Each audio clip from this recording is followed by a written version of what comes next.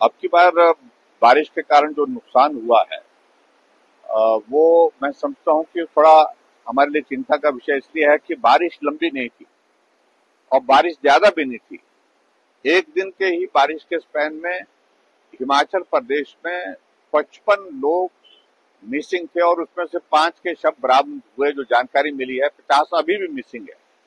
और 4 दिन से मिसिंग होने का मतलब है आप मान करके चलिए कि धीरे धीरे उनकी जिंदा रहने की संभावनाएं कम होती दिख रही है। ये हमारे लिए बड़ा चिंता का विषय है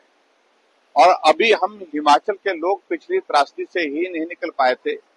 लेकिन फिर एक त्रासदी फिर से जो हमारे सामने है इस प्रकार से जो बहुत बड़ा नुकसान करके गई है। आज मैं जहां जहां भी गया हूं, मलाना प्रोजेक्ट में भी गया था जिसके कारण जो है वो नीचे जो वहां पानी ज्यादा आने के कारण क्लाउड बस्ट होने के कारण जो है एक तो डैम का जो डैमेज हुआ है उसके साथ नीचे गांव जो है चारों तरफ से गिर गया है गांव, जिसमें लगभग 10 परिवार के लोग रहते थे। उनको गांव मतलब वो गांव छोड़ना पड़ा क्योंकि पानी के बीच में और ऐसी सूरत में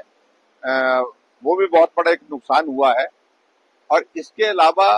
हम यहाँ पर देख रहे हैं बजौरा के पास एक आयुर्वेदिक का हमारा हॉस्पिटल है, वो अभी अंडर कंस्ट्रक्शन है, वो टोटल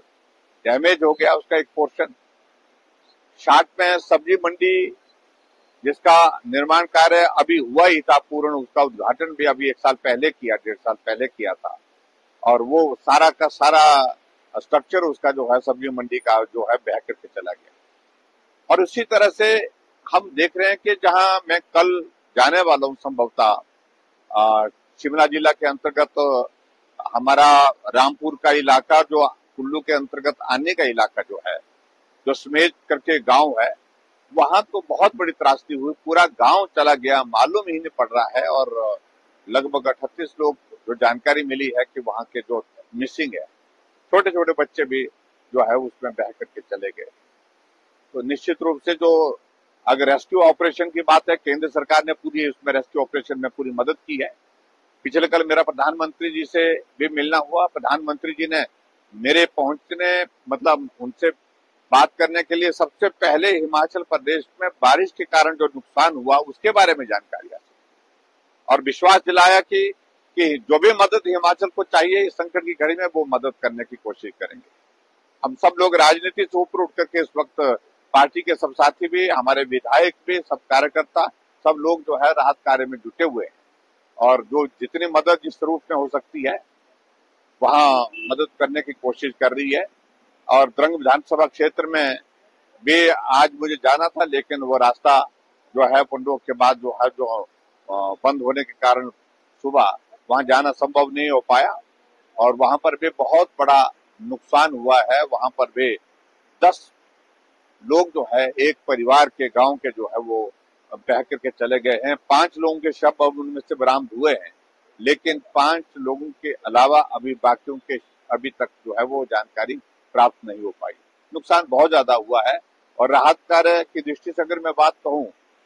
जो हमारे प्रोजेक्ट मलाना प्रोजेक्ट में जो 4 लोग 3 दिन से फंसे हुए थे उनको पिछले कल रेस्क्यू किया गया, वो सुरक्षित वापस आए। उसके लिए मैं डिस्ट्रिक्ट एडमिनिस्ट्रेशन का और एनडीआरएफ की टीम का बहुत बहुत धन्यवाद करता हूं। लेकिन जहां आज हम गए मलाना गांव के साथ साथ मलाना का जो प्रोजेक्ट है वहां बहुत सारा नुकसान जो हुआ है गांव के लोगों को, राहत अभी पहुंची नहीं। और बिलादी गांव है वो, और उस बिलादी गांव में अभी तक जो राहत नहीं पहुंची उनकी का इंतजाम, क्योंकि चारों तरफ से घर जो है वो पानी के बीच में है और 4 घर उसमें बह करके चले गए।